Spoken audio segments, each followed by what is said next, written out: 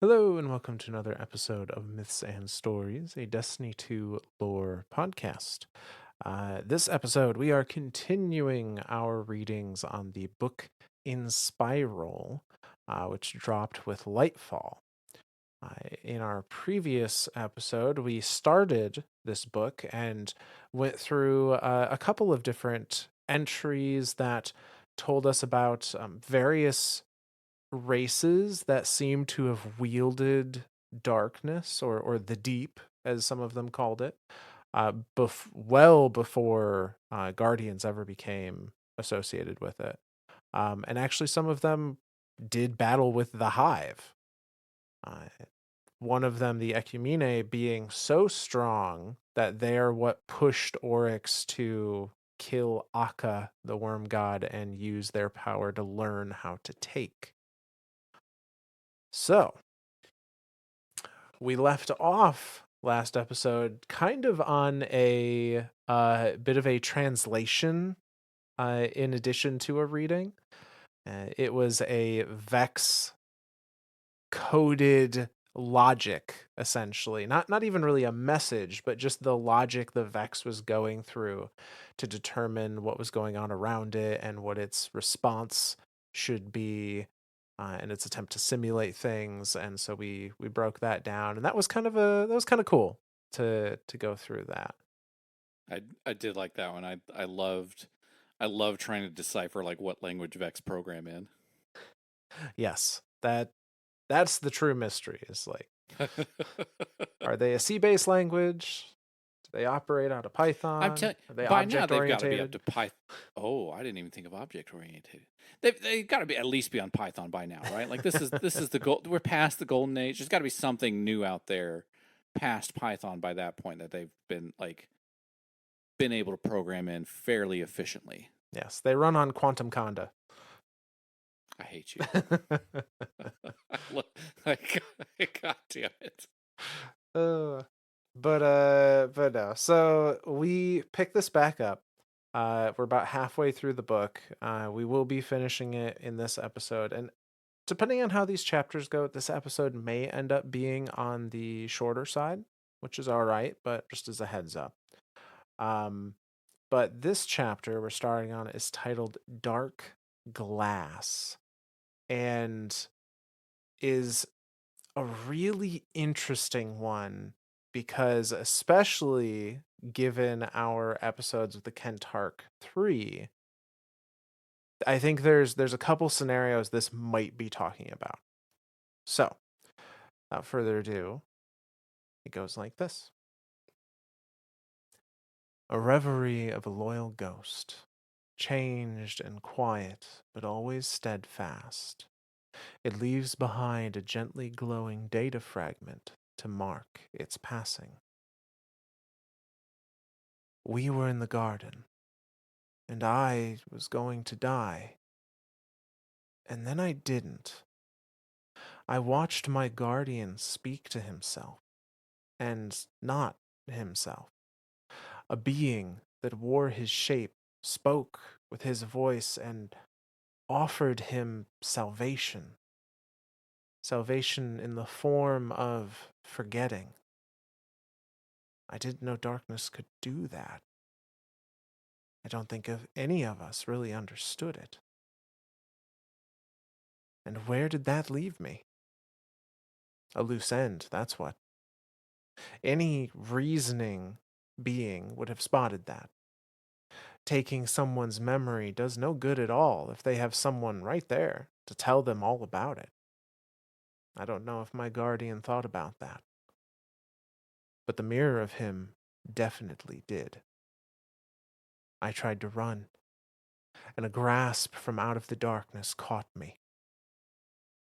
I lost something there, like I was taken apart and put back together with a missing piece, like I was really nothing more than a machine, like the traveler's blessing and my own bright heart meant nothing at all, just copper and glass. And when I thought about anything again, anything that wasn't an infinite abyss with no stars, my guardian and I were outside the Black Garden. He had lost them, and I couldn't tell him, and nothing was the same. I don't speak anymore, and he doesn't know why. I cannot even speak to explain. I don't know where my voice is, or even if I want to speak at all. Maybe it took that, the memory of my voice. I still remember what happened. I wonder why that thing that pretended to be my guardian didn't just kill me or change me further, make of me something broken and unknowing. I don't know if it understood that I love my guardian, despite everything. Maybe it counted on that I would always bring him back, even if I had nothing else in me but that. I think the voice, that wrong presence in the darkness, thought that forgetting his team would make him malleable. But it's the other way around, really. Without them, my guardian is impossible to shift aside, even for me. And that power in the garden, the one that turned them all on each other, I have my suspicions. I'm an honest ghost, but I've known a lot of con artists. The power and the offer, the curse and the salvation, were they all the same in the end? The same thing, the same voice in the darkness? If nothing else, I know at least that thing, that grasp which caught me, isn't the same as the darkness itself. Otherwise, I'd never be able to bear my guardian's touch. But I can settle in his hand, and sometimes, sometimes we still understand each other. Like meaning moves from me to him without the need for words at all. We're different, but we're alive. It's enough. And that's the end of that one. I see where your thought towards the Kentark 3 comes in. The one line in there, and in that that power in the garden, the one that turned them each on each other, because we saw that happen when we did our Kentark reading. Right. The 3-man fire team turning on each other. When you were first reading it, when it talked about offering him salvation and stuff like that, I was thinking us, Mm-hmm. player guardian. But yeah, I mean, as far as the narrative is concerned in Destiny, we as the player guardian are always doing things as a solo person, like with the help of the Vanguard or the help of Elsie or Eris or Mara, whoever the high level NPCs are helping us through these missions. But yeah, I'm starting to think that this who they didn't all survive, did they? No. It was only Lisbon, right? Only Lisbon survived, but if I And he recall had his memory correctly, wiped. Cade never found any of the other bodies. Like he found all the Right. signs of fighting, and Lisbon's the only one Like that no. walked out. Right. I remember that one from the ship. Like, here's a spooky thing. No bodies. Yeah. Spooky, right? Like, yeah, he was like, yeah. So yeah, there's a lot of interesting thoughts in this one.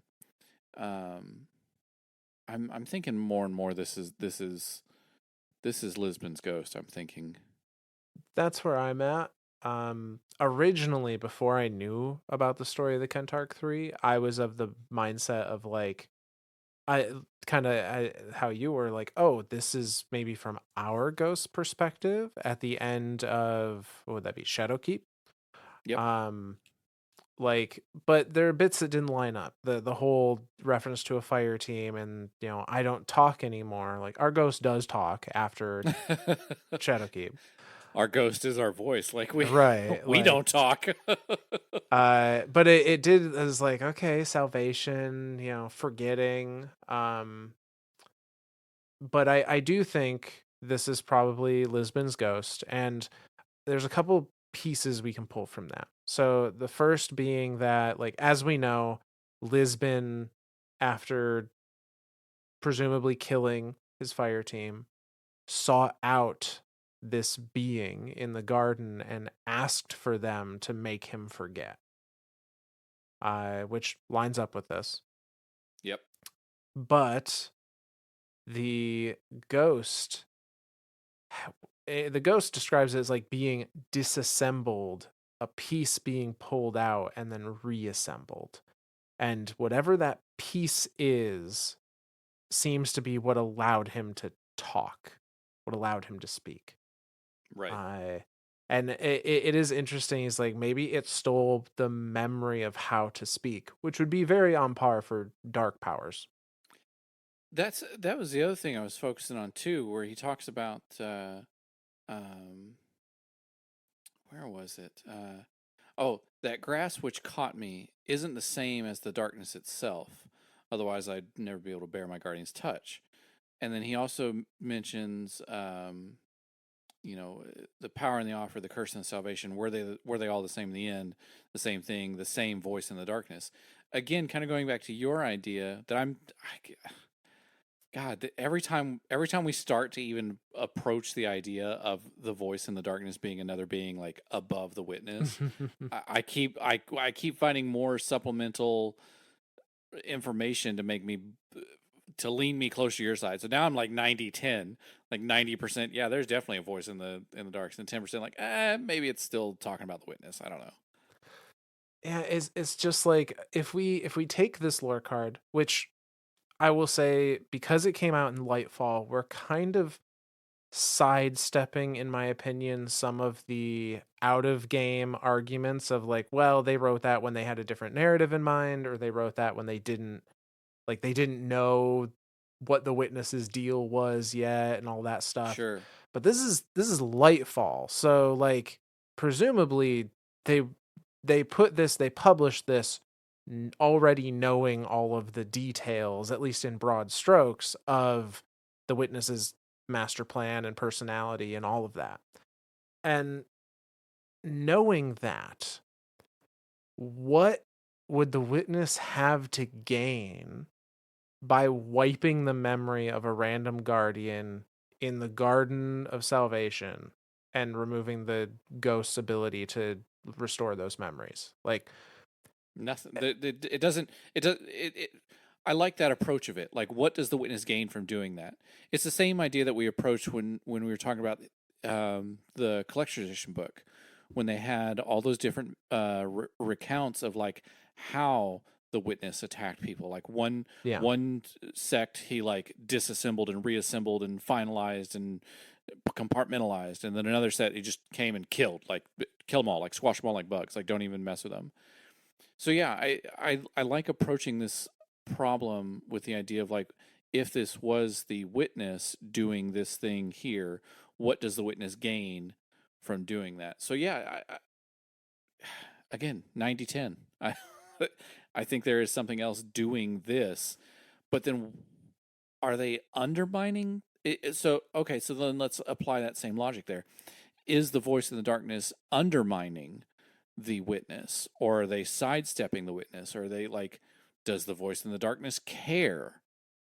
I'm kind of the mindset that the voice in it, and it's hard because we don't have any like concrete info to point at motivations of the voice in the dark if it does exist as a different entity. Sure. Because our closest thing would be Unveiling, and Unveiling's unreliable narrator.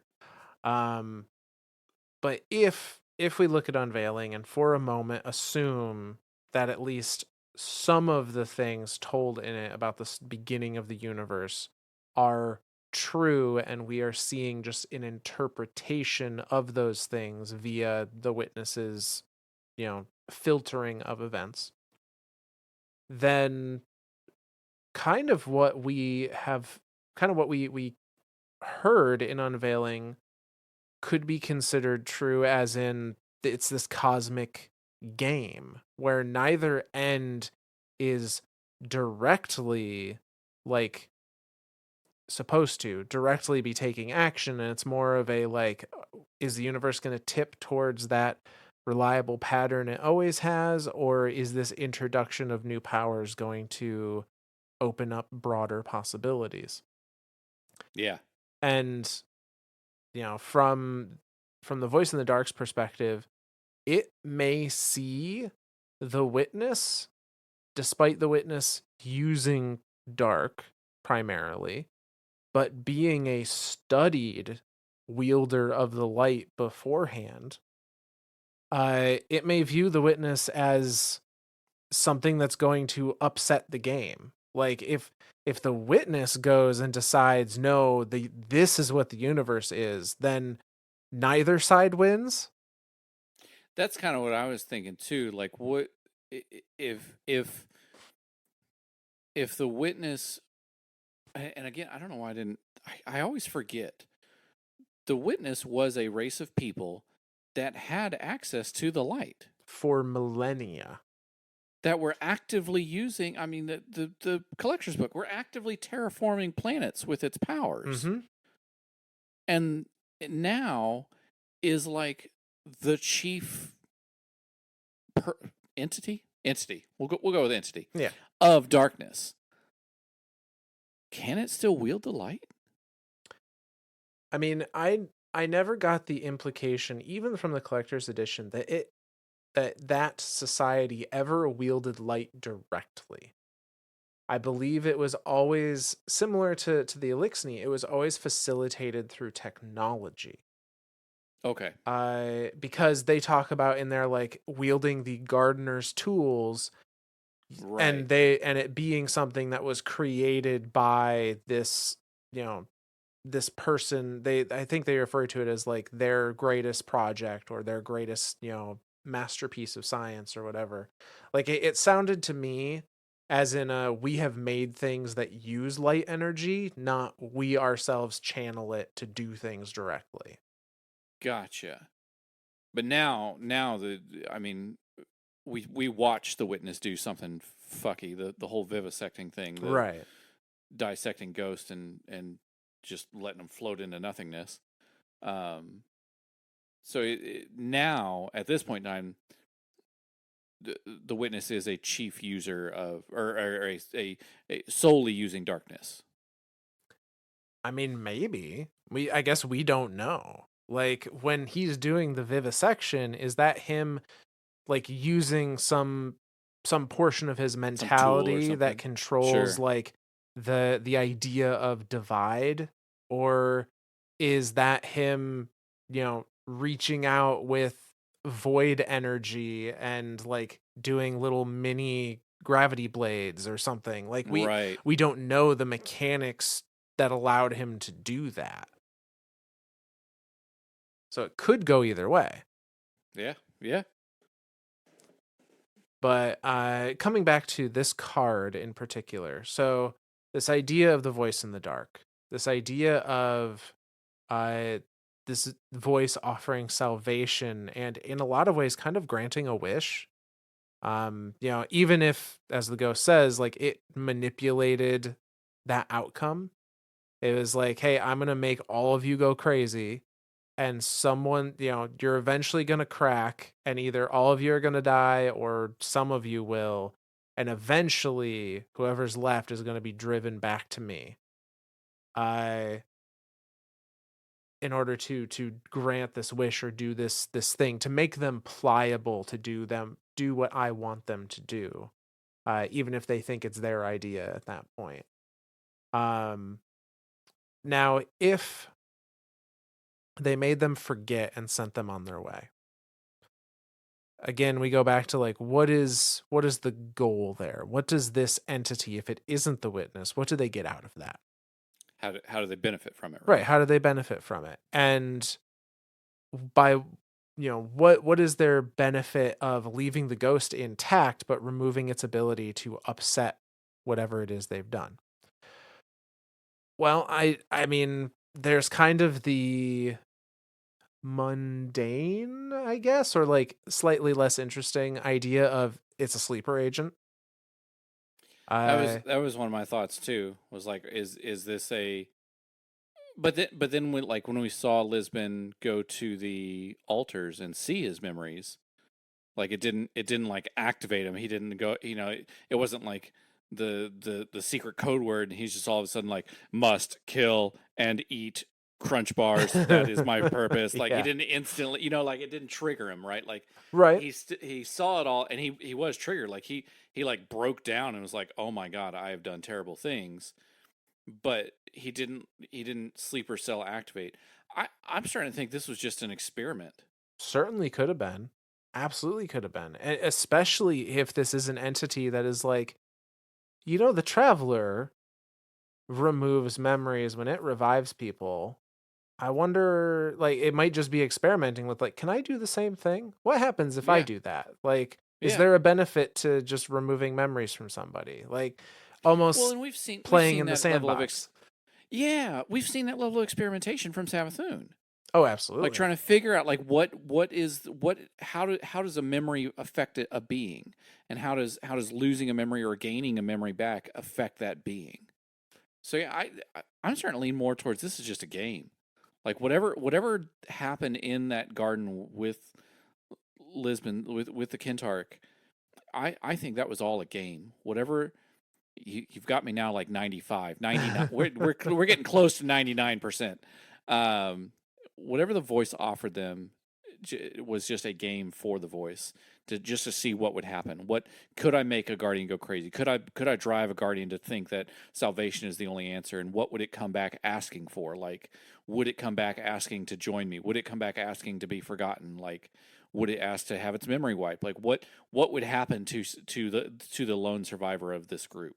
Well, and if we go back to unveiling, again, unreliable, I know, but for this example, if we go back to unveiling, the ultimate question was when a being is faced with a obstacle, will they devour and overcome it, or will they show unreasonable grace and instead build a city of understanding surrounded by a ring of spears? And this could have been a very small scale, like, I'm going to take these three people that are friends with each other, that all seem to know each other, some two of them more so than the others, and what if I push them to their limit? Will they crack like I think they will, or will they surprise me and come together in some unique way of like understanding each other and overcoming it that way? Yeah. Or does the or do they wake up and choose chaos? I mean, I think if that's the case, then the entity, the voice in the dark, still kind of wins. Like, That's right. Like, it's still like they chose destruction over cooperation. yeah. And so it's an interesting idea. The other piece of this that makes me wonder is an entity that appeared to Lisbon as a mirror of themselves, spoke with their voice, offered them salvation. If this is an entity that is not the witness, or even if it is somehow the witness projecting this illusion, and we know they were able to remotely, like, they were able to wipe the memories of Lisbon at this time. There's another guardian that we all know that has met a being that has worn their skin, that has talked with their voice and offered salvation, and that's our player guardian met this person at the end of Shadowkeep. Are we forgetting anything? Oh shit. are What if we our memory was are wiped we as and the we don't player even know it? guardian? Right. Like have Are we our own sleeper agent? Oh my fucking god, Myth. Why would you do that to me? I God mean, it damn it. begs Dude, I'm it going to begs the question question. every action I take now. I'm going to be like, is this planned? Am I Now, supposed to be doing if this? you wanted a like motivation for the witness's side of things, that could explain how the witness takes over our ghost and why we just so happen to bring, outside of just being the hero, like why our guardian just so happens to be in the right place at the right time to like fuck ourselves over by allowing the witness access to the veil or to whatever. Like maybe there is at that time some little suggestion that got planted and then wiped out of our memory. I'm trying to think what my sleeper agent trigger phrase would be. That's all I'm thinking of. Like, is there a sleep? Because again, thinking of it in the idea of the sleeper agent thing, like it's that would mean that there's a purpose there. Right. There's a goal to undermine an entire force, like in this case a military force, like to undermine the guardians as a military force, to implant a sleeper agent and then trigger said phrase and be like, oh yep, now you're brainwashed, now you work for me, now you work for the darkness, like you've done exactly what I want you to do.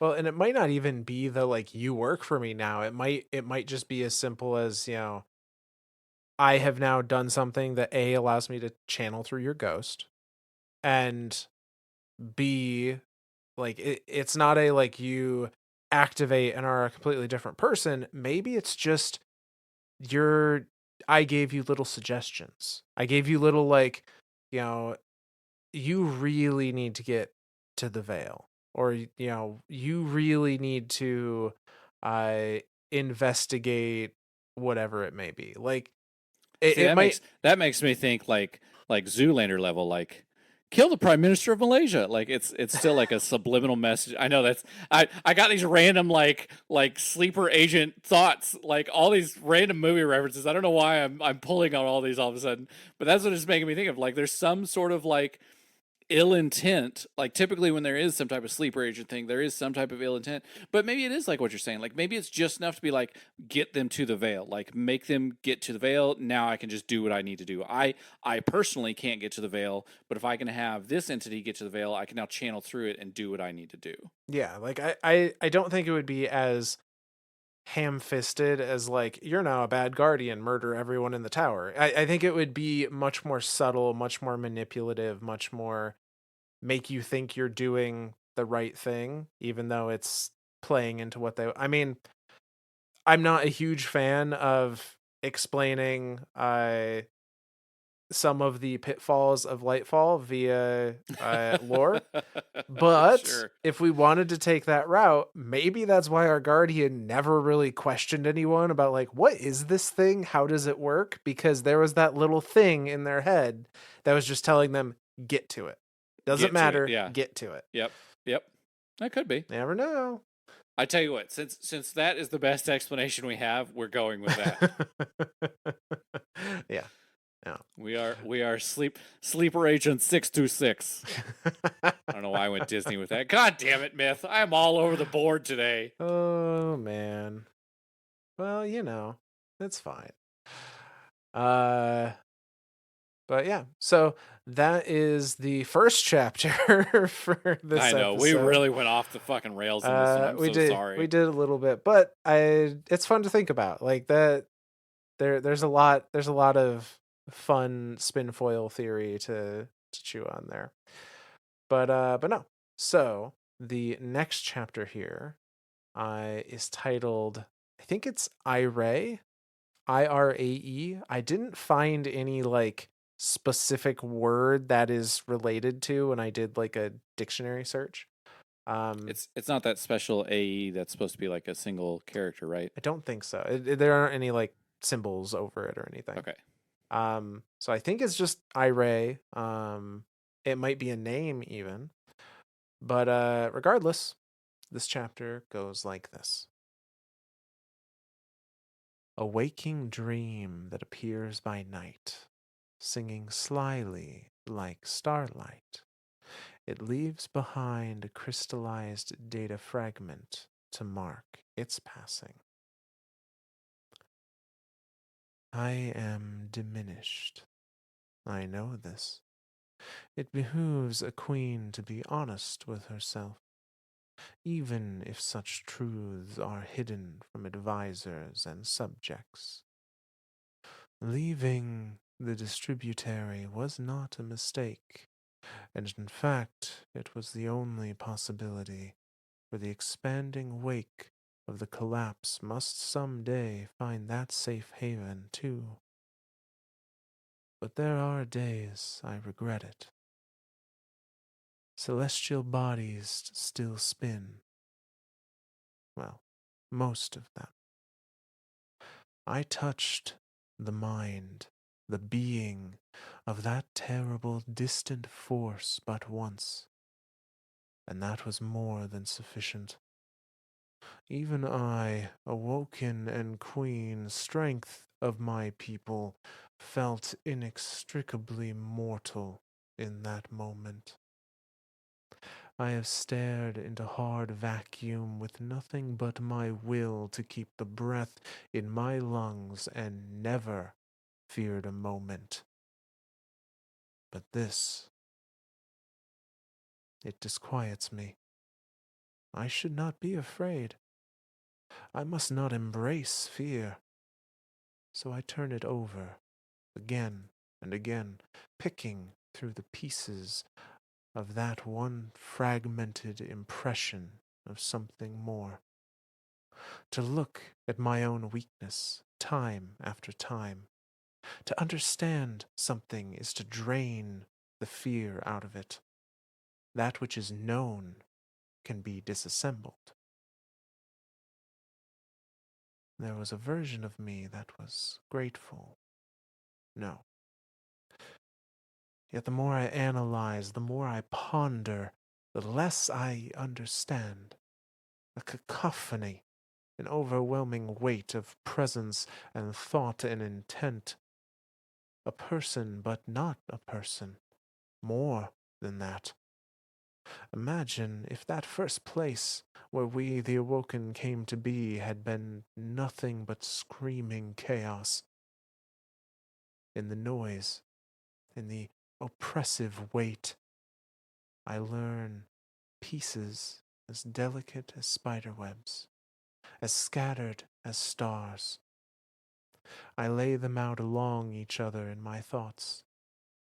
Here is purpose, not a singular thesis, but the idea of purpose.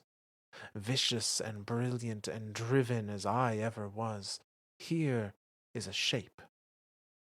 I see it as a sharpness, like starless cutout against a distant galaxy made clear in the negative space.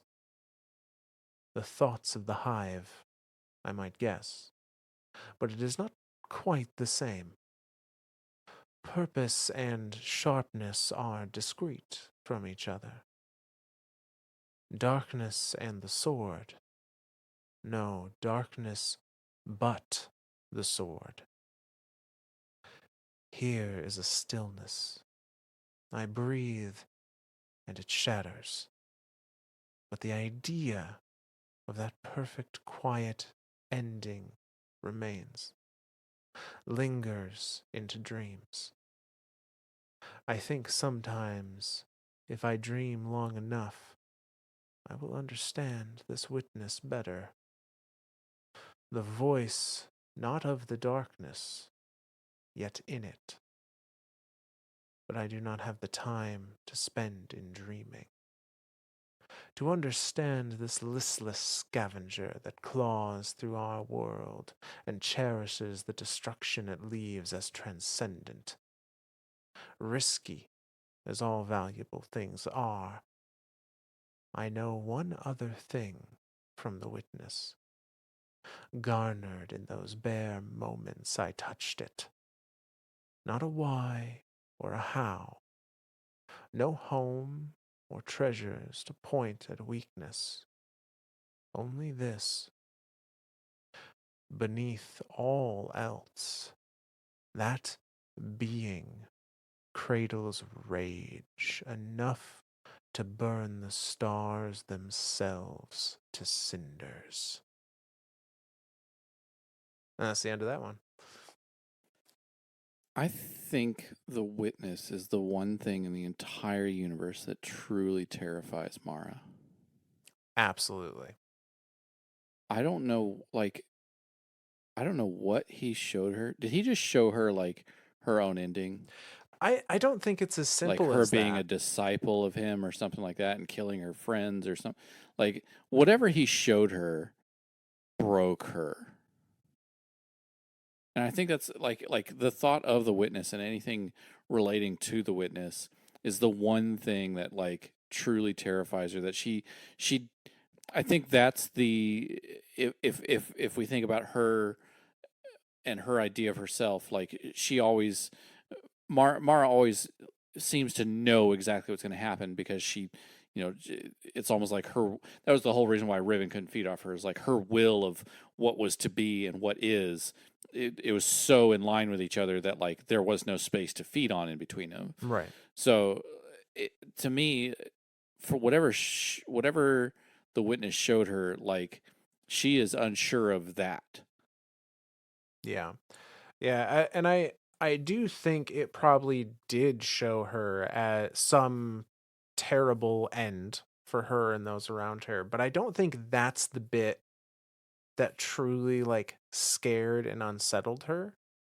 I think it was more this struggling with what touching its mind felt like.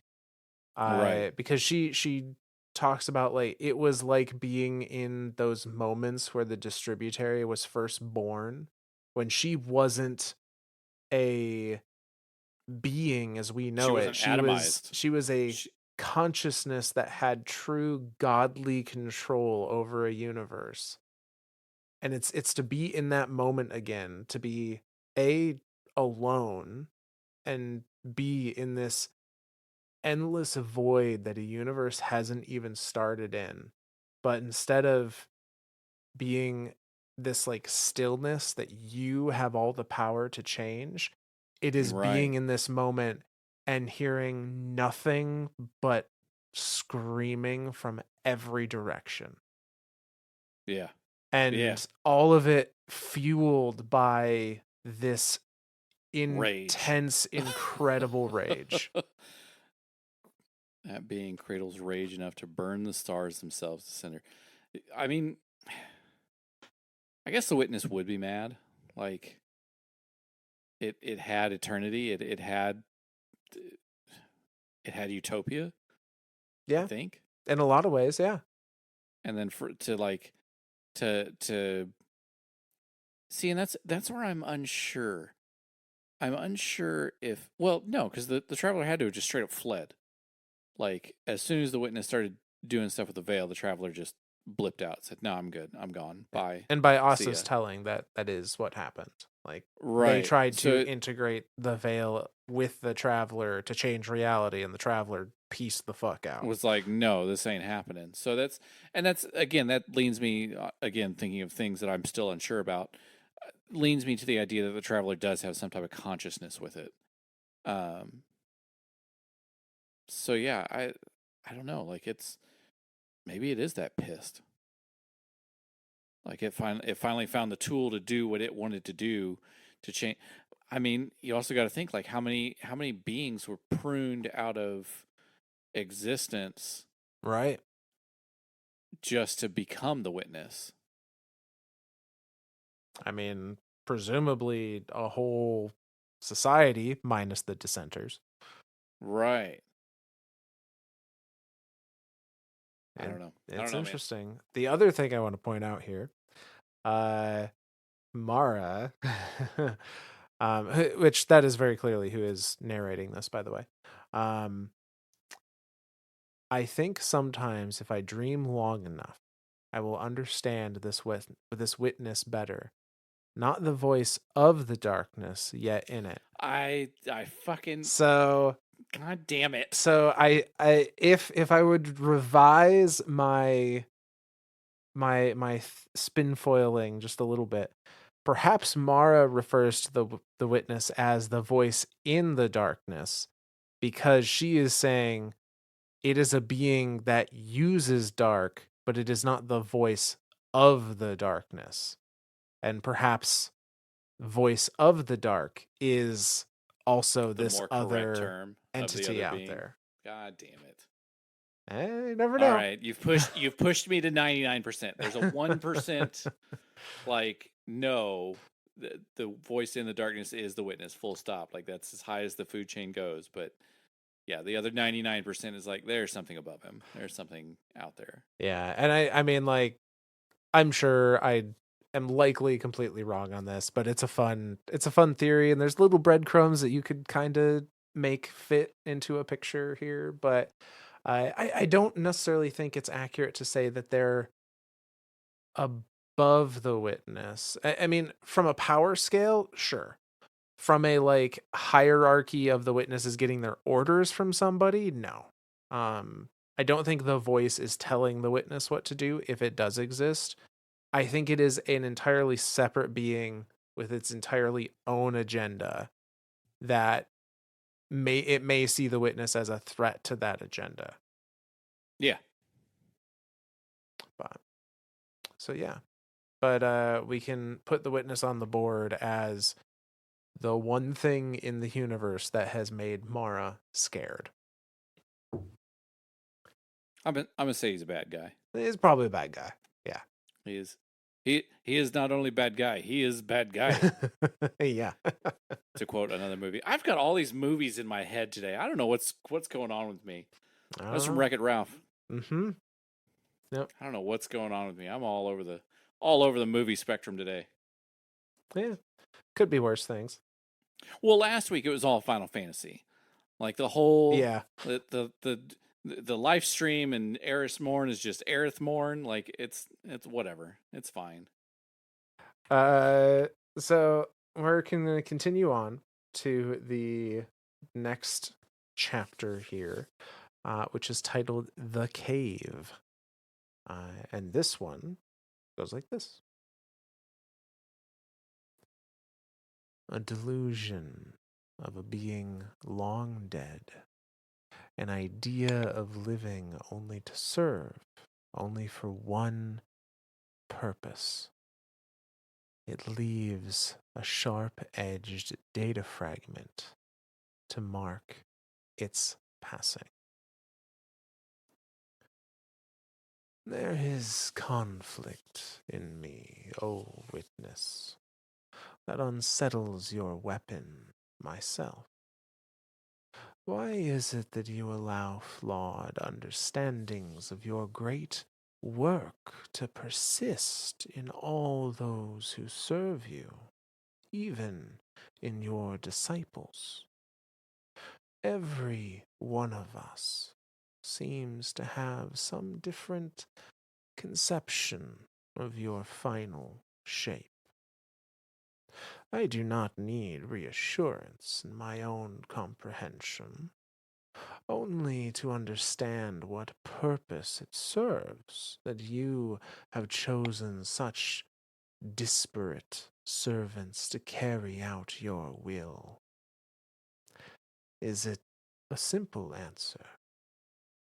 Perhaps none who serve you have the capacity to grasp your vision. And so, rather than waste more of your time and attention on explaining something that will never hold, it is enough that they act as you will. The witch and her hive carving single mindedness out of the cloth of the universe. That whispering nightmare seeking the fullest gamut of existence. The upender destroying all differentiation. Shadows on the wall. In this case, it would be hubris to think I have understood your work, that I alone among your disciples have grasped what purpose it is we serve. All of us must see darkly reflected. But there is relief in simplification. There is kindness in winnowing. So then, why is this proliferation permitted? The shadows showing the truth by their casting. Perhaps it is enough to simply trust that we are weapons in your hand, O witness, even if we cannot see the perfect shape of your plan. We serve it by your wielding of us. Each disciple has come to be only of the perfect of your will, and so that incomprehension is also in your making.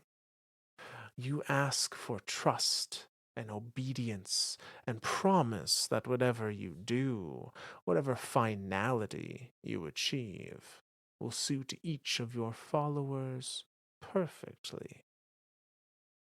Your final shape will be 100 promises kept. I have seen the reflections of it through all we disciples, through the tracks you leave in the universe, a truth understood through the shadows it casts. There, I have resolved the conflict within my thoughts, and I am at peace again. Once more, I am only your violence and nothing more. The final shape will realize us as we strive. And that's the end of that one. I got nothing, Myth. This is all riddles and fucking allegories, and the only thing is the O witness. Like, that makes me think it's Tanaris, Tarnaris. Well, they have no Rivens. relation to the witness. That's what I'm saying. But like, for it to say "oh witness" and not to say "mine," like Tanner's was the only one that did that specifically. Like he never did the mine, but I think he only did that for Riven. Yeah, I that was I don't know. the implication I got was like that was a little thing that they did. Yeah, Yeah, Ahamkara flirting is weird like that. right. Exactly. No, that's exactly what it was. But then this starts talking about disciples. So like, is this a disciple? This narrate they call themselves a disciple. Right. Uh, But we so don't have a specific we disciple. don't have a name. We know it's not Savathun because they say the witch in her hive. Yeah. We know it's not It's not Nezarek. Rulk, It's Nezarek. not Nezarek And it's not. because the Whispering Nightmare, and not the Yep. Upender, which would be Rolk. Which would be Rulk. Yep. Um, Shadows on the Wall. So that's a song that was covered by Arch Enemy. See, this is what I'm getting at. It's all just references tonight. I don't know what is wrong with me. but so we don't have a name for this particular disciple. But definitely a disciple. Yeah, they say as much. They say we Even in your disciples. disciple. Yeah. We disciples. Yep. Disciples of grass. Yeah. Yep. That I alone among your disciples of grass. Yeah. Okay. Yeah. So So what is this? a yet unnamed disciple. We don't know which. So the A that tells us there is another disciple out there somewhere.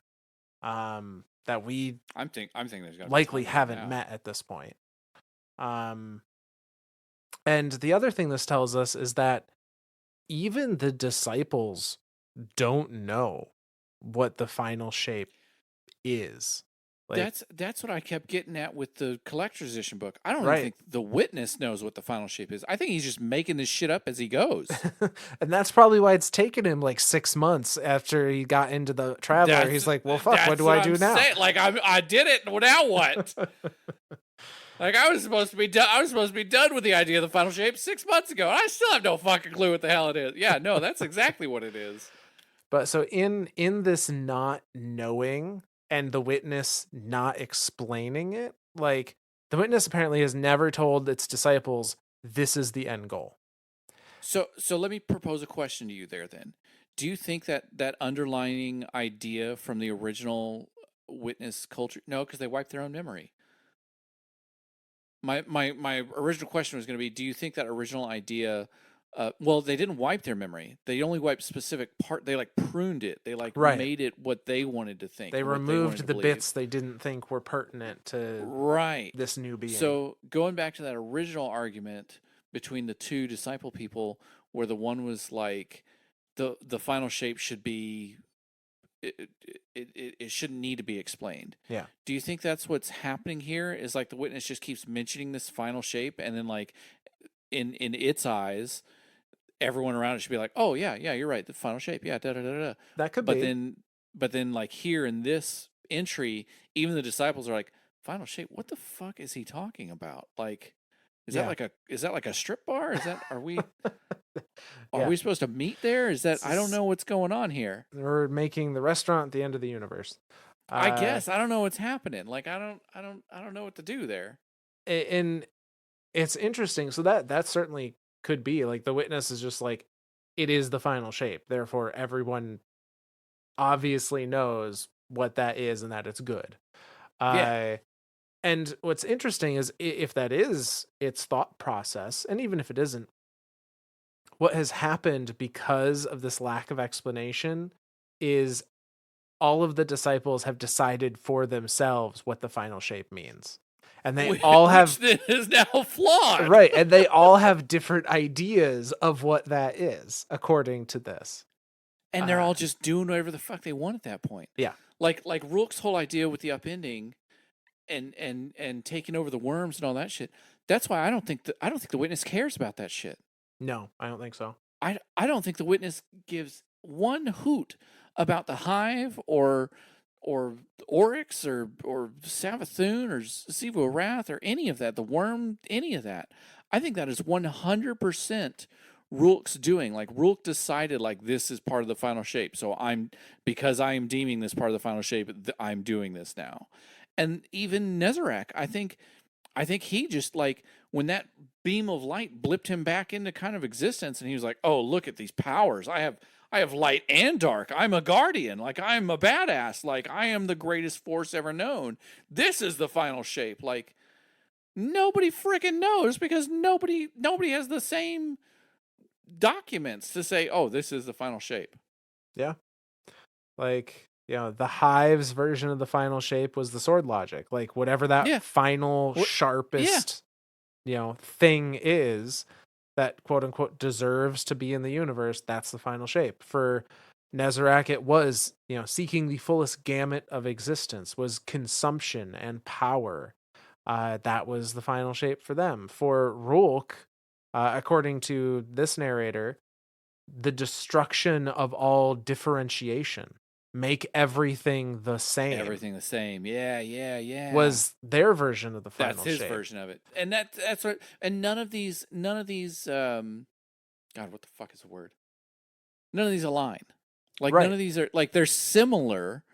They're they're they're like kind of close to each other, but they're not the same thing. It's that game of telephone, That's like exactly what it is. the witness has either said very broad statements or perhaps hasn't explained it at all, and just the general concept that has been gleamed through its actions has been enough for these various disciples to be like, oh, that's what we're doing. And this disciple reaches a different understanding, and their understanding is that I'm not meant to know. And it doesn't matter because I am just your weapon. And in you wielding me, I'm fulfilling my purpose.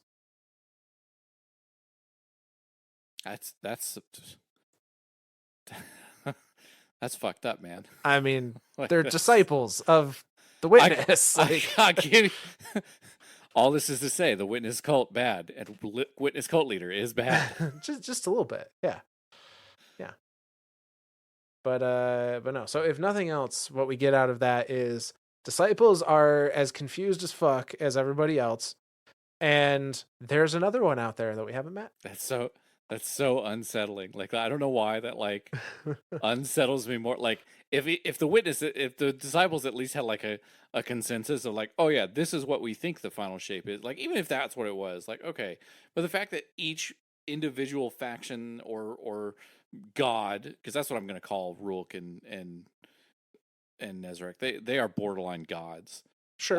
Yeah. Um, like any entity like that we've come across has just made it its own idea of whatever the final shape is. And it's just like, this is what I think it is. And so there it is. Like, boom, done.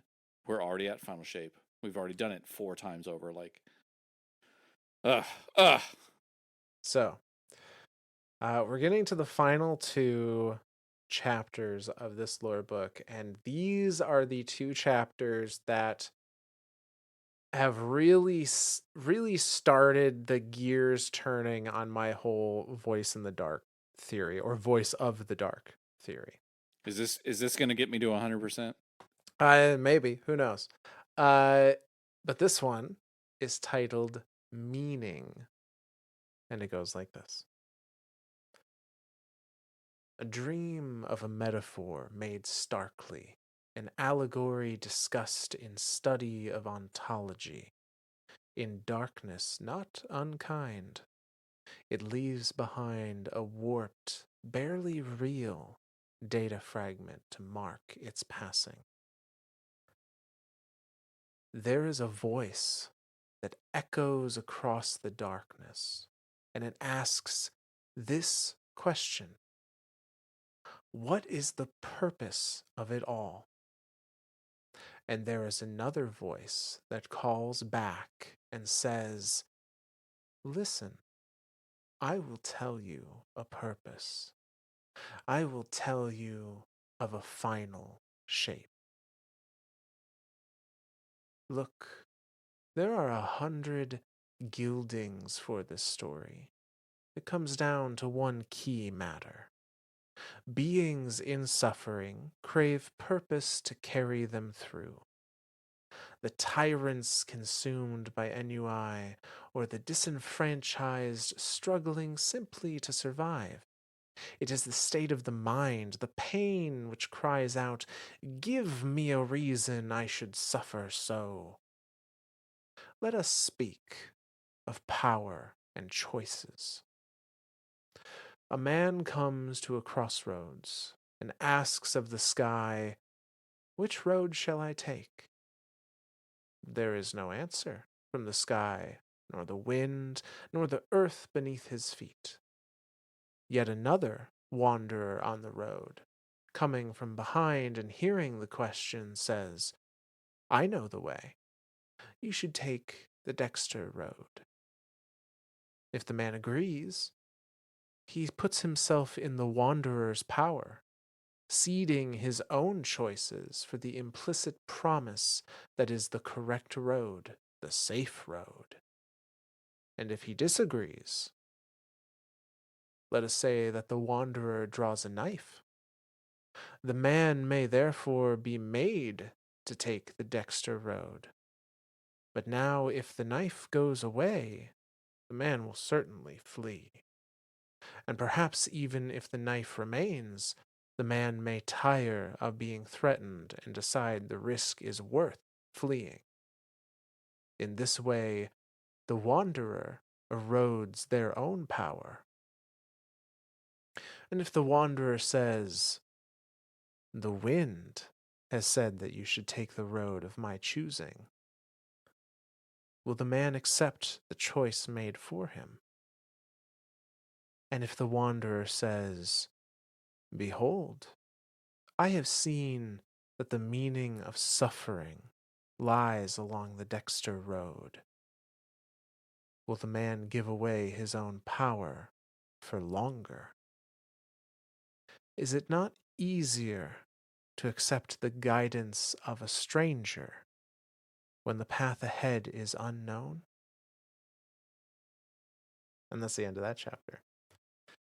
Okay, I lied. This is the most metaphorical shit that I can't. It is and it isn't. I was following it for a second, and then I lost it somewhere, and I was like, what in the fuck are we talking about now? All right. So What is going on here, Myth? let's back it up here.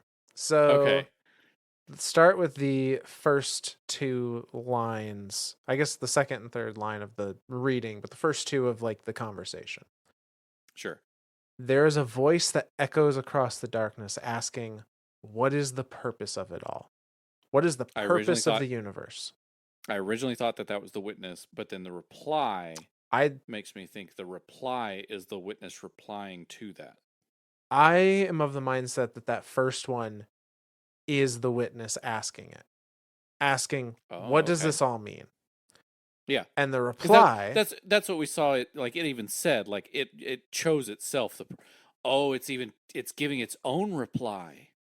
well, I mean, it could be it's saying like, "Hey, this is me explaining why I'm doing this." I'm taking this to be the witness is asked out into the dark, "What is the purpose of the universe?" Because we know that has been its struggle, is Yes, assigning purpose to everything. And that's its driving force for existence. I am of the mindset that something out in the dark answered it. And the With answer this, and the with this answer it parable, gave and the answer it gave was there is a final shape.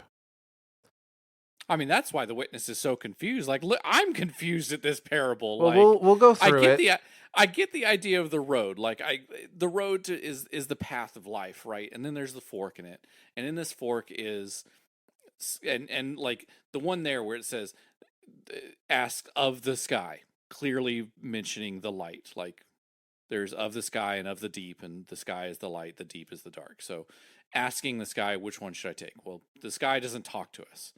There's no answer. Nothing answers. But then a random person comes up. The wanderer is what kind of like fucks me up a little bit and like throws me off. Like I'm not sure who the wanderer is supposed to reference. Um, comes up and says, "Well, shoot, just go this way." And so it's like then it proposes like this series of questions like, if he agrees, is it the wanderer that's leading him down the path? What if he disagrees? Is that taking the wrong choice? Like what if the wanderer draws a knife? I don't know. What if it snows in the bathroom? Like So, it's that level of parable that's going on here that I'm just like I'm getting lost in. yeah. So let's go through things. So the first thing here, I'm operating under the idea that the voice asking the question, "What is the purpose?" is the witness. The Okay. voice responding is saying, "There is a final shape." And we'll go through the rest of it here, but I'm thinking this may be the moment that the witness went, "Oh, the purpose of the universe is this final shape." And I think maybe like all of its disciples, it has decided what the final shape means for it. This is the most this is the darkness is the most disorganized group of beings. Well, because it's the Especially mind. from a The this mind is oh shit. disorganized. Like, That is the most perfect explanation I've ever heard in my life, Myth. I mean, emotions, intrusive thoughts, what ifs, like all of that shit's bouncing around in every person's head. God damn it, Myth. That is the most brilliant explanation of like who is the bad guy. Shit. But so Broken. Mind imploding. let's return to the actual reading for a moment. Okay. So it's saying there's a million ways to tell this story, but it all comes down to one thing: beings that are suffering require a purpose for why they are going through pain.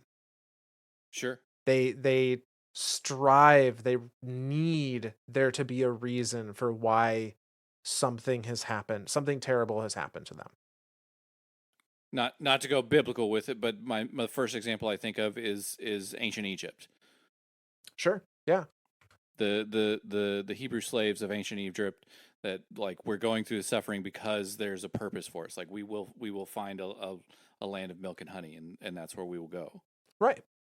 And I think we can see that same idea is echoed in a number of religions, if not all of them to some degree. I mean, You go back to ancient Greece, like the most proud, heroic warriors that their life was nothing but battle and death and tragedy by most Greek stories. They're the ones that end up in Elysium, the Right. most In the Greek resplendent heaven, right? version Yeah. of the underworld. You look at the Norse mythology, and the warriors that fought the hardest, that you know took the most hits, that went down fighting, are the ones that went to Valhalla, and Yeah. the long table of endless mead and meat. Like there's this constant theme of terrible, difficult time must lead to some reward. There has to be a reason why I'm doing this, why I have to go through this. There Otherwise, what's the point? Right. I mean, not to get too real with it, but that's a daily occurrence in just real life. Like, You're not fucking wrong. on varying levels, you have a super, bad day at work. Like, people come home and like, fuck, what am I even doing this for? Like, Yes. or, the people that maybe have had a little longer than just a bad day, like, they're looking for a reason to keep going. They're looking for that light at the end of the tunnel. Like, that's that purpose being sought that's being referred to here. So, with that in mind, you now go into this idea of power and choice. So, this person that has suffered something, that is looking for purpose, comes to this crossroads where there's a choice to be made. And they ask of the sky, which, as we talked about, sky often refers to the light or the traveler in some way. What road should I go down? Which road does my purpose lie on? And they get no answer, because A, the traveler doesn't talk to us, and B, the light is not about telling the universe where to go. It's about giving the universe all the tools, and then just Letting it figure it out. letting it Yeah. grow in whatever way it grows. And so it does not answer. But somebody else on the road comes up and says, well, that right there, that's your purpose. That's the road you should take to get to your salvation. And if the man agrees with this wanderer and says, okay, and goes down that road, is he doing it of his own choice?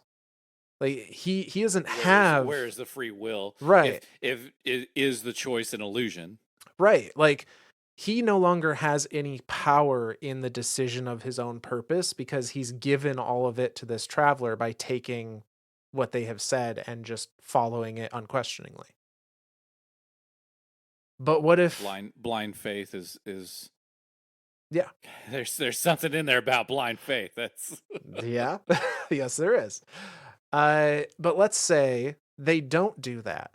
They don't give all of their power to this other being that's trying to tell them where their purpose lies. And they say, "No, I don't believe you."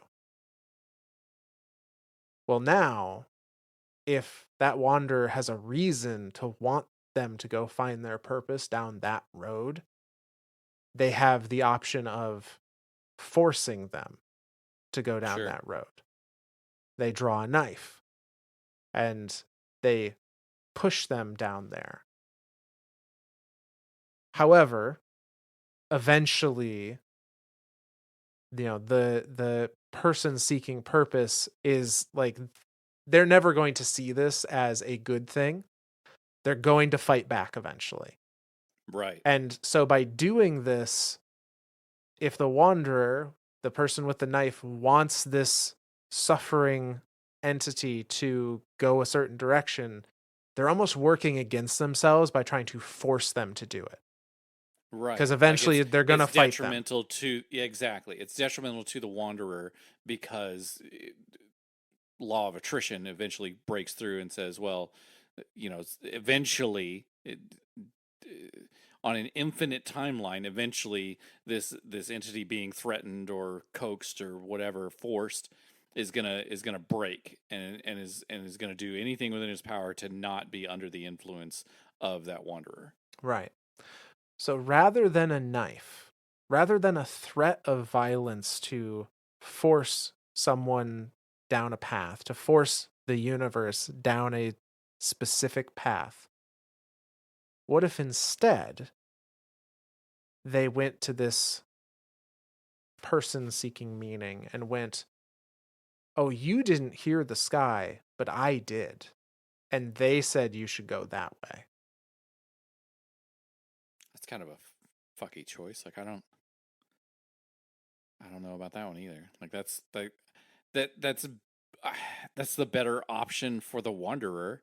Right. But then what about the man? What about the man standing on the road? What is the better option here? Is it better for him to accept the choice, to accept the idea that this random person that came behind him said, "Oh, well, I heard that this is the way to go," and then like accept that at face value, or be like, "What do you mean you heard? I hear nothing." Well, and that's kind of what the last line is alluding to.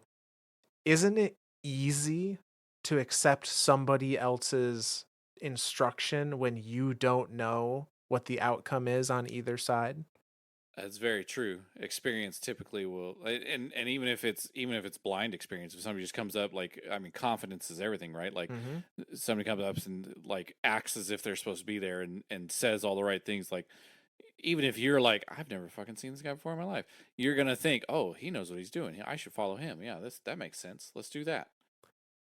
So now let's replace a couple of these words with different ones. Okay. What if the wanderer that drew a knife we replace with the witness? Okay. The witness is trying to, by force of nature and violence, force the universe, being the Oh person seeking shit. purpose in this case, is trying to violently force the universe down a path of its choosing. And the And universe fought back the universe is fighting back. It's called Final specifically Shape. specifically through the Guardians. Exactly. Like the universe said, no, no, no, no, no. The universe is the man. Yes. Oh my god.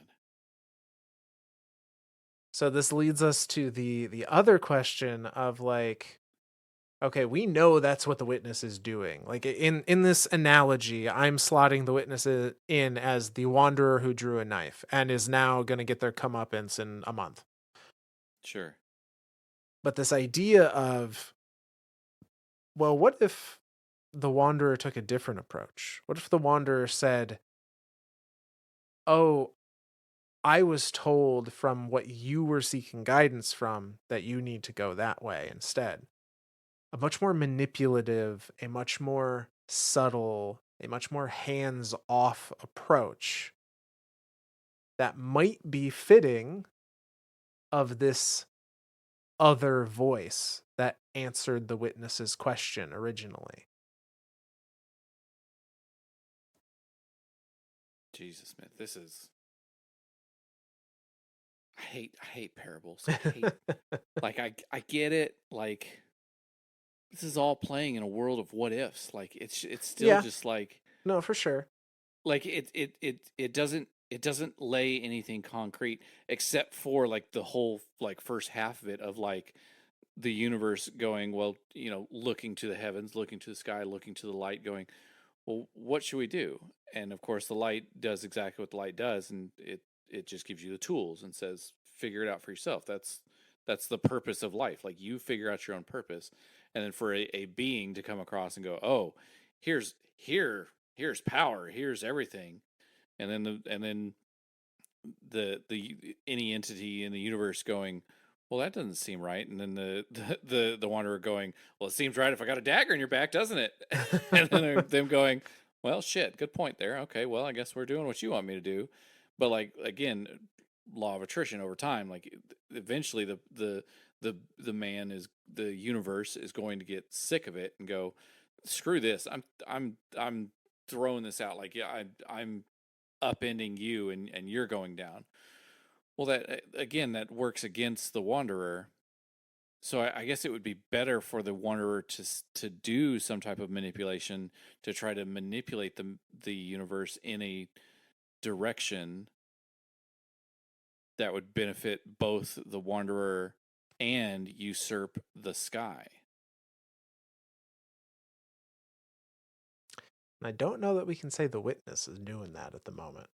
They're I pretty don't, I don't know what the upfront with their dagger I in the don't back. know what the hell the Witness is doing anymore, other than just dagger in the back in it. Like I think they've just gone all in on dagger in the back and just been like, "Yep, this is what's working, so this is what I'm going to do." Like law of attrition hasn't kicked in yet, or maybe it has. Maybe the final shape is the turning point. Maybe that is the law of attrition is finally ran its course, and we are done with it. Like we're like, no, this is not the way to go. That's kind of what I'm seeing it as the struggle against the Witness is going to be done at the end of the final shape. Sure. That is the Witness has pushed the universe along the path of its choosing violently for long enough that now the universe via the Guardians are saying enough is enough. Even if it hurts us, even if we take that dagger, we're Even if we fighting you. lose, yeah, yeah.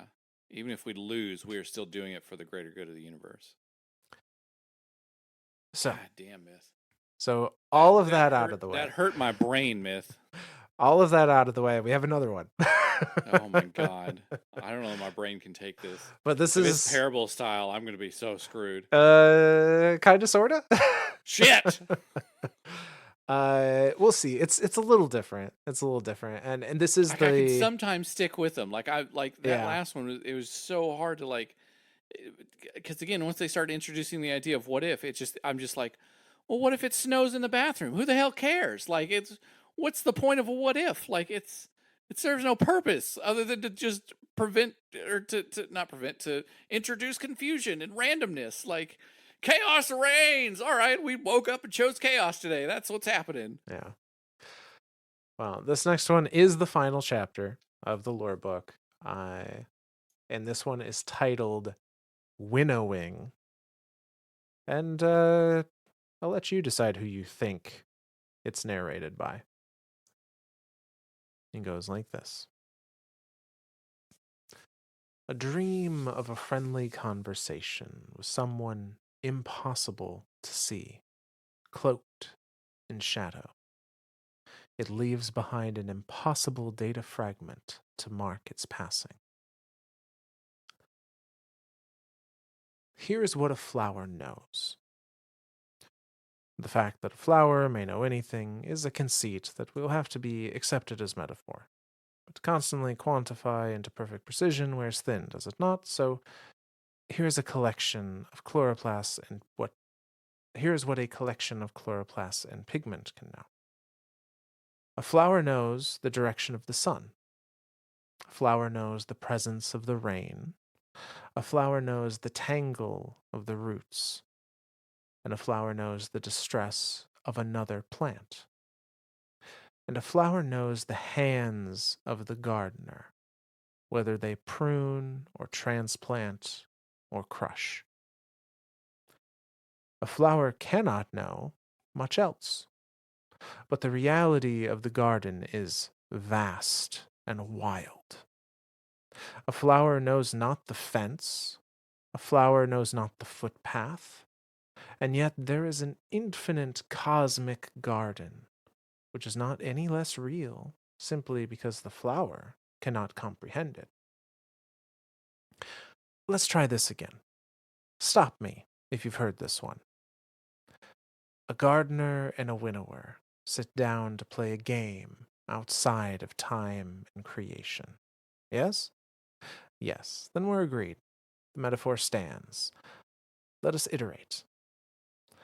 A gardener and a winnower set out their chairs and play a game of flowers.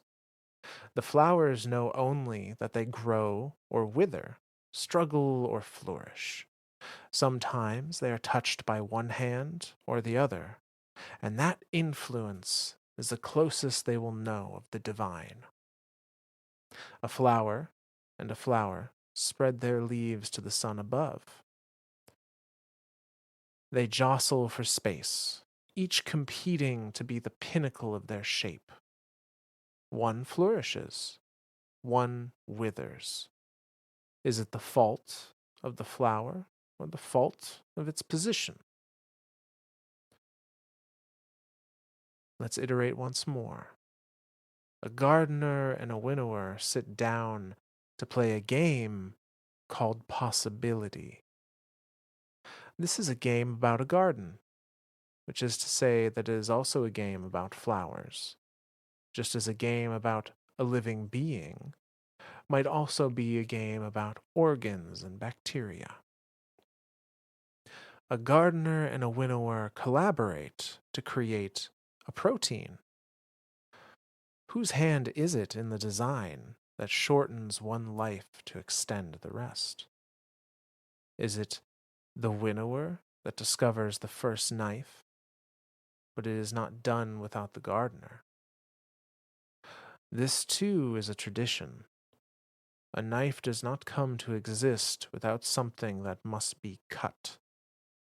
A woody stem, a colored petal, a vital vessel, the first victims of the blade. All of these are true. All of these are false. For metaphor simplifies.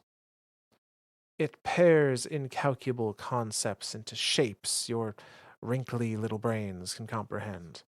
The weight of billions and the simple curve of a planet give you pause, and how then are you to be expected to grasp the forces that create your nth removed creator? So the story is woven with utmost delicacy in and around. The falsehoods are, after all, true in a fashion. There was never any option for the knife to not exist in the garden. It was only ever a matter of time and opportunity. And as for the shape of the knife itself, no, that's enough. Let me tell you of gardens. They are domesticated things, made in a form. As soon as something is called a garden, it is shaped. The plants require the hand of a gardener, for they have become weak and dependent on tender care. They require the hand of a winnower to cut away the dross, for they are too incapable to do it themselves. In absence of a hand, either the flowers themselves must rise up and wield the knife, or the garden will resolve to meaningless wilderness. And you will say, but there are plants that can walk. There are seeds that must be scorched by fire to know growth. Existence is more complex than a simple dichotomy between growth and wither. And there is more in heaven and on earth than is dreamt of in this philosophy.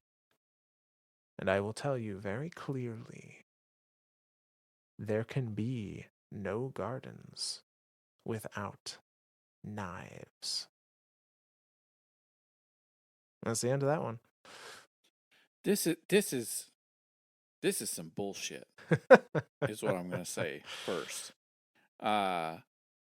This is speaking in absolutes. The knife can't exist because the knife can only exist because its purpose is to exist because of the garden, and the garden wouldn't be a garden without a knife. Like, okay, shitheads. Like, now you're just speaking in randomness to speak in randomness. Like, you're giving circular logic here. That's like you know who this is written by? This is written by a high schooler who speaks in circular logic to try to get out of getting punished for having a party at his house. Now, I get what you're getting at, but let's not allow confusion to devolve to like insult of the actual writers.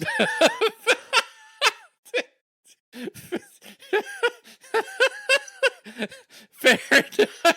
Damn it. Fair enough. I'll give you that one. God, this is so shit. You called me out, Myth, and I feel hurt and I accept it. All right, well, smart ass. I'm not gonna claim to be able to like decipher this into some clear like, oh yes, exactly, this is what's going on. But I I'm know this is a hard one. going to give benefit of the doubt to the people that actually like it is their job to write these things. And this is very akin to the Unveiling book. That's what I'm trying to figure out. I'm trying to figure out, is this the witness just like trying to everything in here is trying to be defined. Everything in here is trying to be purposed. And to me that speaks of the witness. Like he is trying to purpose everything. So like, you know, the purpose of the knife is to be for the garden. The purpose of the garden is to be for the knife. There, done. Next problem. Well, what is the purpose of this protein? What is the purpose of possibility? What is the purpose, like what can a flower do? What does a flower know? What does a flower not know? All of this seems to be very witnessy. Yeah. No, I think again, there's two ways of reading it. There's the first, which is this is the witness authoring it, and they are furthering the justification of their actions. Sure. They are saying that, the garden is a metaphor for the universe. The flowers are the metaphor for kind of the things within the garden. Uh the and the witness is saying like in order for things to thrive in the garden, some things need to be cut away. Sure. Uh, the witness may see itself as the wielder of that knife. I think perhaps a different entity in the dark, if it does exist, would view the witness as the knife. Oh, sure, the Uh, tool to be wielded. Yeah, right. yeah, yeah. I like that idea. But if we take this from a different perspective, and if we again spin foil on totally uncredited theory here, if we assume there is this other voice, this true winnower that is looking at all the witnesses doing and is kind of like, all right, kid, this is how things actually work. And whereas the witness has this very singular thought process of make the universe static, give it this static final shape where everything has a predetermined purpose. Nothing will ever surprise or evolve or be outside of the realm of what I have decided it should be. Right. What this entry seems to be saying is look, there is always a gardener and always a winnower. And it's not that one is good and one is bad, or that one is better than the other. It's that in order for things to be allowed to grow, there also needs to be something that culls the bits of existence that would disease those growing things. Okay, not to pull another movie thing. This is literally the story of Loki on Disney. The Loki series. Like the whole idea of like there's one timeline and we're pruning the other timelines to like make this one perfect timeline the timeline. That's what this all speaks to me as. Like there's the universe, in order for the universe to exist in a way that is the I don't want to say beneficial to everyone, but to be as productive as existent. I'm not sure what word fits in there, but I guess we'll go with flourish. For the universe just to flourish, there has to be something there that is pruning out things that shouldn't be there. Yeah. And it seemed to imply that like look, whether the winnower prunes them, easily and uh perhaps mercifully, or Right. they just wither and die on their own in a slow, painful way. They're going to go either way because And is it a fault of, I like that one, because yeah. then the question that it brings up there, like, is it the fault of the one that withers away? Is that is it the fault of the flower or the position that it was put in, or it could be applied to the other one too, the one that was pruned? Is it its fault for having to be pruned, for having to be cut out, or is it still just a fault of position, a fault of placement on the board, essentially? And it seems to be, from, if we take that perspective, it's delivering a very different message, in my opinion, than what The Witness has showcased to us so far. I think you're right. God, then who the fuck is this 99.5%? Is that where you're pushing me? I mean, I can't tell you what your thoughts are Fuck on it. anything. Fuck it. I'm going 99.9. This is happening. So, and again, the fact that this is Lightfall, this isn't something that was written in Unveiling, where perhaps, like, narratively they didn't have everything lined up. Like, this came out in Lightfall. I have to imagine it was written with knowledge of where things were going. Like, why reintroduce this other non-witness sounding narrator for a winnower, if or even why reintroduce the idea of the gardener and a winnower in a right. different idea? Like this is a different approach of the gardener and winnower. The original gardener and winnower, like we took it at face value of like one plants, one prunes. The winnower is the pruner. The winnower is the cut everything out. Full stop. That's it. This is presenting that data in a different light and looking at it from a different point of view of like, yes, the winner, like some things get winnowed, some things get cut, some things get deleted, but it's not their fault. It's not necessarily bad. Like that idea of like, is it good, is it bad? Like it's just happening because it has to. So the garden as a whole, the universe as a whole can flourish. Right. And we go back to Holy that, fuck. This is we go back to our way back in, I think, our Drifter series, during Prophecy, where yeah. Drifter is literally transported into a, like, vision of a universe that is nothing but light. Yeah. And It's just blinding. it's blinding. He can't see anything, and all around him are things that can't die but are like screaming at him to end them somehow. But it's so bright he can't even get to them to prune them. And you look at the other side, where he was in that world of, like, nothing but dark, and there was no life.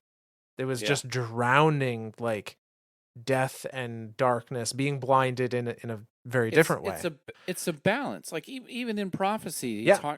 he talks about light, dark. It doesn't matter. It's a balance. There has to be that gray. There has to be the universe is a gray. The universe can't exist in absolutes. It can't exist in um, this idea of like, well, this has to exist because that exists. Like it can't.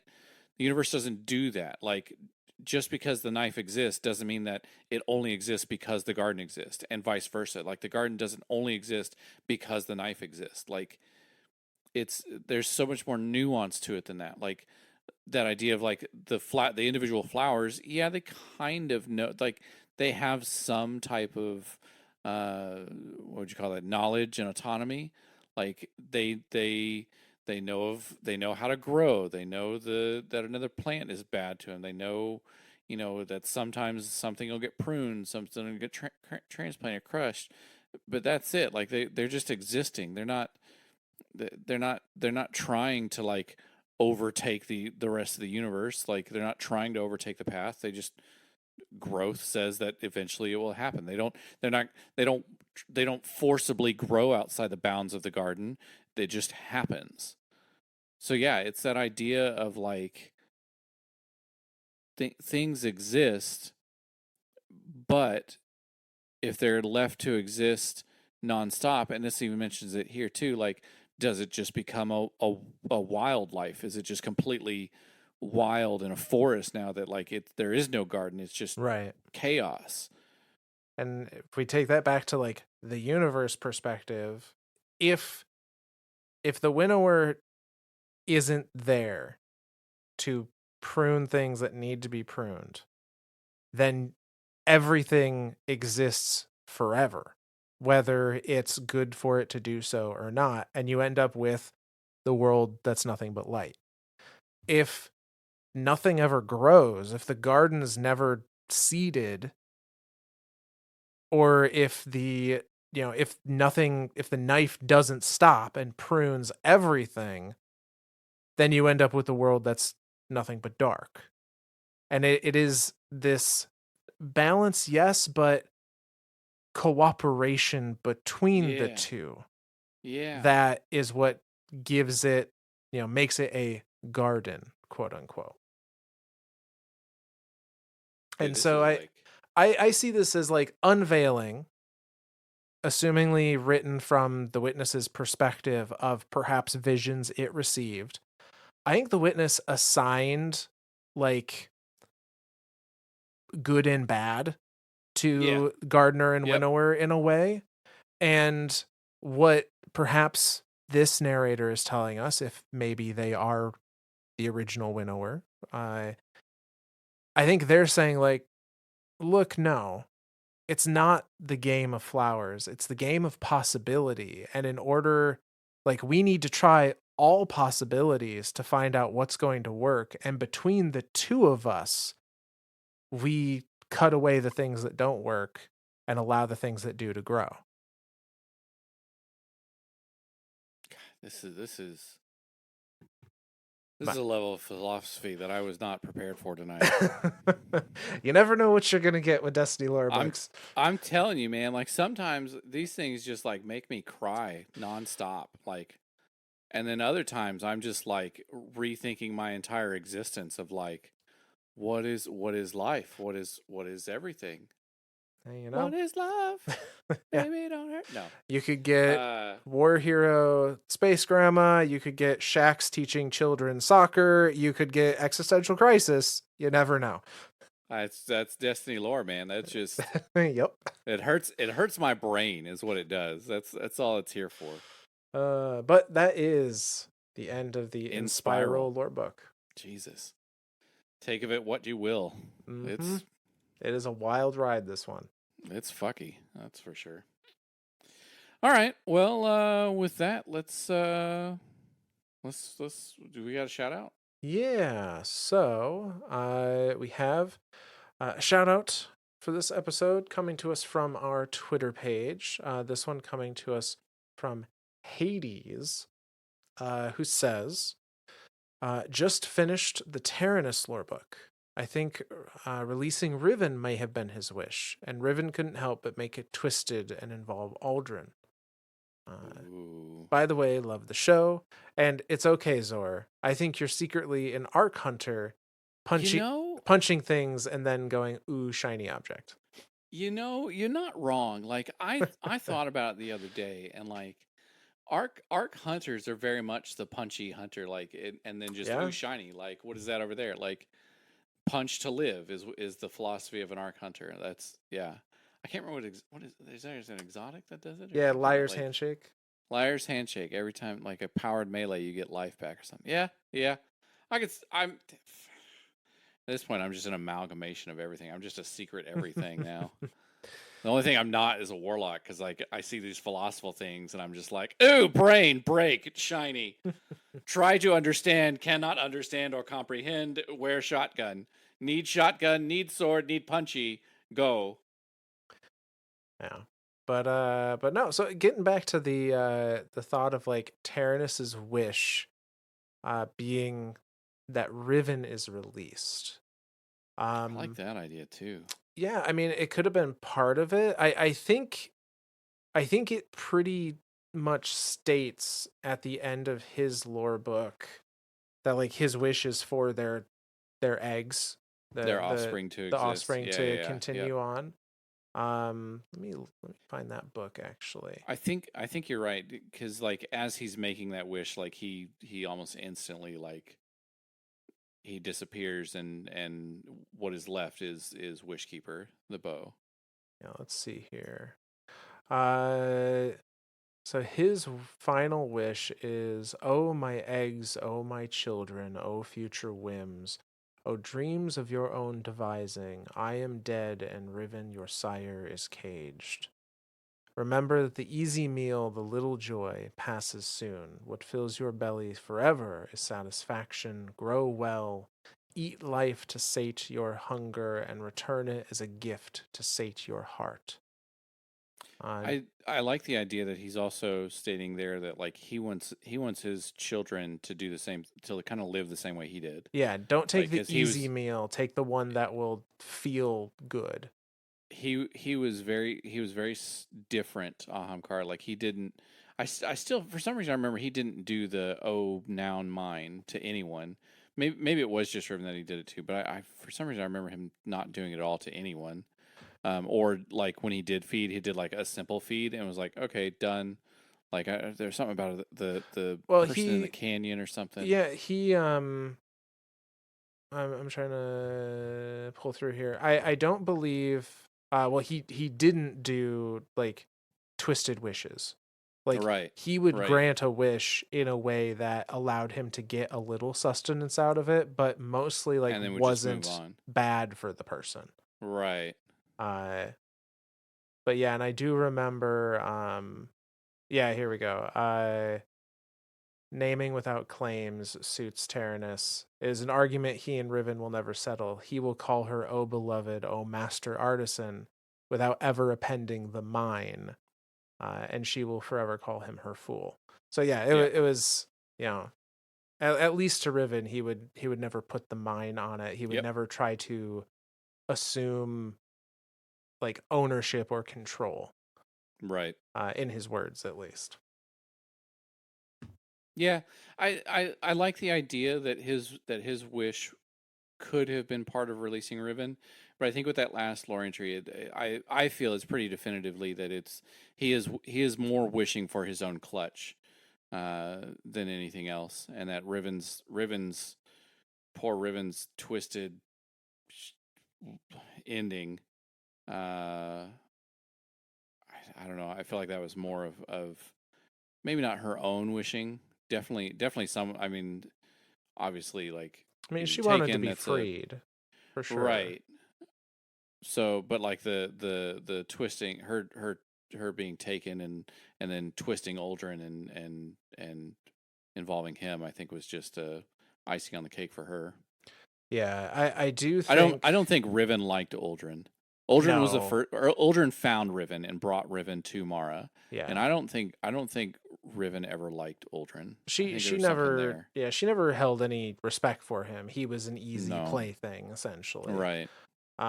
So I don't think Tyrannus's wish was directly targeted at releasing Riven. Now you could maybe say that like in order for us, the Wishkeeper, to be in the position to keep his wish, all the things with Riven had to happen. Right, because otherwise we would have never found, we would have never been gone looking for eggs. We would have never known that Tannerus was a thing. Like that's, Right. yeah. So, maybe in that like, butterfly It's that whole, effect way. right. Yeah. But It's butterfly factor, like chicken and the egg, like yeah. which came first, us freeing Riven or the wish for Riven to be freed. Yeah, I don't know. Yeah. But yeah, so I say thank you though. We always like talking about kind of fan theory and I seeing love what other ideas. people's perspectives are. I That's love ideas. lots of fun. I think that's what makes Smith and I really good is bouncing the ideas off each other and then hearing other ideas to like start bouncing that off each other and figuring out, well, where does this connect? Like what do you think of this? What do you think of that? I love that. Yeah, no, absolutely. Um but yeah, so uh say no other specific shout outs for this episode, but I did want to just do a general shout out a to everybody that is continuing to listen, and b just a fun little um milestone. We have hit 101 subscribers on YouTube, so that's kind of cool. Yay! We Yeah, did it. We did a thing. yeah. So I yeah, YouTube was kind of just a archive slash alternate means for people to listen because some people prefer YouTube as their platform over Apple or Spotify or whatever. So was throwing it up there, not really expecting too much out of it, and it's kind of cool. There's 100 people or so out there that are digging it there. So thank you to you guys. Absolutely. But yeah, if you liked what you heard tonight and you want to support us in some way, leaving a review on your platform of choice goes a long way for us. If you feel strongly enough and you want to leave a text review, we love seeing those. Otherwise, you can reach out on Twitter at Myths and Stories, Gmail, mythsandstories@gmail.com, our YouTube, youtube.com/Myths and Stories, and you may see yourself as a future shout out. Yeah. Special thank you to who tonight? To whom shall I thank? I tell you what, I thank all the streaming platforms. Because for whatever reason, I'm stuck on movies and TV shows right now. Yeah. All my references are just movies and TV shows lately, and yeah, that's where my brain's at now. So, thanks for being the voice in the background while I play other games. Yeah. Thanks. Thanks. Appreciate it. Putting all these references in somebody's head. Yes. Anything else, Smith? That's it. Alrighty. Well, then from all of us lore daddies to all of you guardians out there, we'll see you next time. You found your people. Guardians do love their myths and stories.